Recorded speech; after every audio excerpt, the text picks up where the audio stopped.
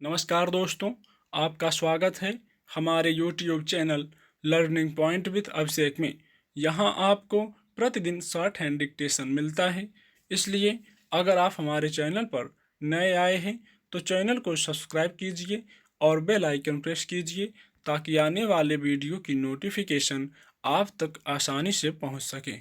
Video को like कीजिए, अपने दोस्तों को ज़्यादा से ज़्यादा शेयर कीजिए ताकि ज़्यादा से ज़्यादा लोगों तक पहुंच बन सके और ज़्यादा से ज़्यादा लोग डिक्टेशन का लाभ उठा सकें। 90 शब्द प्रति मिनट डिक्टेशन स्टार्ट। जन कल्याण से संबंधित योजनाओं की घोषणा और उस पर अमल को लेकर सरकारें कितनी गंभीर रही हैं, इसके उदाहरण अक्सर सामने आते रहे हैं। ज़्यादातर घोषित योजनाएं अमल के इंतजार में सालों लटकी रहती हैं और उनका लाभ सही समय पर आम लोगों तक नहीं पहुंच पाता है। तो इसकी आखिर क्या वजह हो सकती है? देश के तमाम प्रभावित इलाकों में भूजल संसाधनों के अस्थायी और ठोस प्रबंधन से जुड़ी अटल भूजल योजना वैसी तमाम योजनाओं में से एक उदाहरण है कि सरकार घोषणा करने में तो कोई कोताही नहीं बरतती, लेकिन उसी मुताबिक वह जमीन पर भी उतरे। इससे उसका शायद बहुत ज़्यादा सरोकार नहीं होता। लोकसभा में एक लिखित प्रश्न के उत्तर में जल शक्ति राज्य मंत्री ने बताया कि वित्त वर्ष 2020-21 के दौरान अटल भूजल योजना के लिए मंत्रालय ने 200 करोड़ रुपए आवंटित किए हैं, जिसमें से अब तक 54 लाख रुपए का प्रयोग हुआ है। सवाल है कि इस साल 1 अप्रैल को लागू होने के बाद करीब 5 महीनों के दौरान इतनी कम राशि का इस्तेमाल हो पाना आखिर क्या दर्शाता है? योजना तैयार करने और उस पर अमल को लेकर जो प्रारूप और लक्ष्य तय किए जाते हैं, क्या यह बिल्कुल उसी मुताबिक है? गौरतलब है कि भूजल के गिरते स्तर और भावी संकट से निपटने के मद्देनज़र सरकार ने करीब 2.5 साल पहले अटल भूजल योजना लाने की बात कही थी। इसके तहत अत्यधिक भूजल दोहन वाले 7 राज्यों गुजरात, हरियाणा, कर्नाटक, महाराष्ट्र, मध्य प्रदेश, राजस्थान और उत्तर प्रदेश में सामुदायिक हिस्से के साथ भूजल प्रबंधन करने का मकसद तय किया गया है।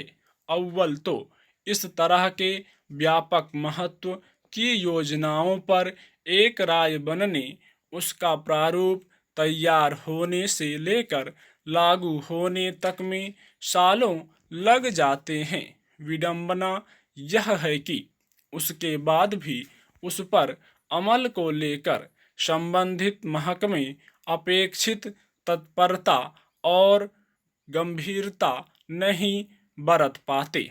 अपनी शुरुआत के महीनों में ही अटल भूजल योजना एक तरह की शिथिलता का शिकार नजर आ रही है। लेकिन सवाल है कि अगर यही रफ्तार रही तो क्या अगले 5 सालों के लिए निर्धारित 6,000 करोड़ रुपए के खर्च और उसी के मुताबिक काम के लक्ष्यों को हासिल किया जा सकेगा? खुद केंद्रीय भूजल बोर्ड और राज्य भूजल विभागों के आंकड़ों में यह बताया गया है कि देश में कुल मूल्यांकित 6,500 से ज़्यादा इकाइयों में से 1,000 से ज़्यादा इकाइयों को अत्यधिक दोहन वाली इकाइयों की श्रेणी में रखा गया है और उन्हें डार्क जोन यानी पानी के संकट की स्थिति वाले क्षेत्र कहा जाता है। अटल भूजल योजना उन्हीं क्षेत्रों में भूजल के स्तर को बढ़ाने के मकसद से शुरू की गई है जहां यह काफ़ी नीचे चला गया है।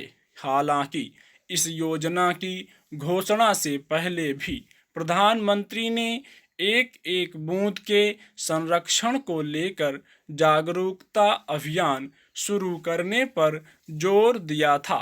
मुश्किल यह है कि भारी पैमाने पर पानी का बेलगाम उपयोग और उससे मुनाफा कमाने या उसकी बर्बादी करने वाली कंपनियों पर शायद ही किसी का कोई नियंत्रण है।